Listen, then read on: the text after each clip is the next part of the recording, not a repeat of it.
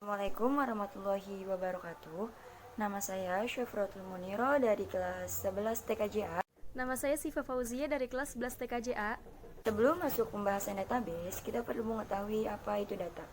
Data adalah sekumpulan fakta yang berupa teks, nomor, gambar, video, dan masih banyak lagi. Jika data diolah, maka akan menjadi informasi. Artinya, dengan data yang sudah dapat diolah menjadi informasi tersebut, dapat menjadi sesuatu hal yang bermanfaat untuk manusia. Pertanyaannya, bagaimana data tersebut disimpan dan dikelola? Jawabannya, di dunia yang sudah menggunakan proses computing sekarang ini, data dapat dengan mudah dikelola. Pengelolaannya menggunakan database. Database merupakan kumpulan data yang berhubungan satu dengan yang lainnya yang diorganisasikan sesuai struktur tertentu dan disimpan dengan baik.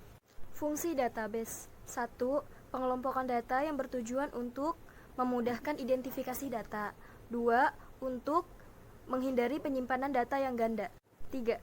Database jadi solusi yang paling tepat untuk pemakaian kertas untuk media penyimpanan data yang pada dasarnya kurang efektif dan juga memakan banyak ruang. Tipe-tipe database. 1. Relational database. 2. Object-oriented database. 3. Distributed database. 4. NoSQL database. 5. Graph database. 6. Cloud database. 7. Centralization database. 8. Operational database. Relational database yaitu database dengan tabel-tabel yang saling berhubungan satu dengan yang lain.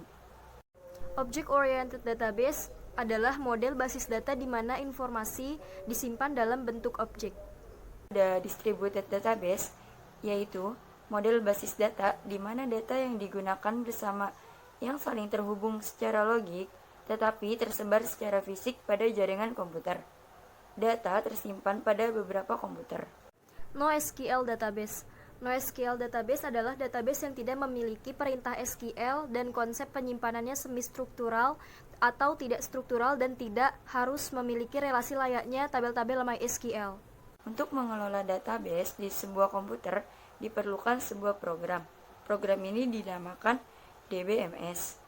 Jadi, DDL dan DML itu cuma pengelompokan saja ya. Bahasanya tetap namanya adalah SQL. Sebenarnya ada lagi yaitu DSL atau Data Control Language. Fungsinya untuk melakukan pengontrolan data dan server database-nya. Contoh sintaksnya adalah grant dan revoke. Tipe data pada database. 1. Tipe data angka atau numerik, contohnya float, double, dan desimal. 2. Tipe data teks atau string, contohnya char, tiny text, dan teks. 3. Tipe data date, contohnya date, time, date type, dan year. 4. Tipe data BLOB, contohnya BIT dan BLO. Perintah DML. 1. Insert, 2. Select, 3. Update, dan 4. Delete. DML digunakan untuk melakukan manipulasi dan pengambilan data pada suatu basis data seperti penambahan data baru ke dalam basis data, menghapus data dari suatu basis data, dan pengubahan data di suatu basis data. Untuk mengoperasikan DBMS, kita harus paham bahasa basis data atau yang disebut dengan SQL. SQL merupakan bahasa standar yang digunakan untuk database. SQL ini biasa digunakan untuk DDL dan DBML pada database.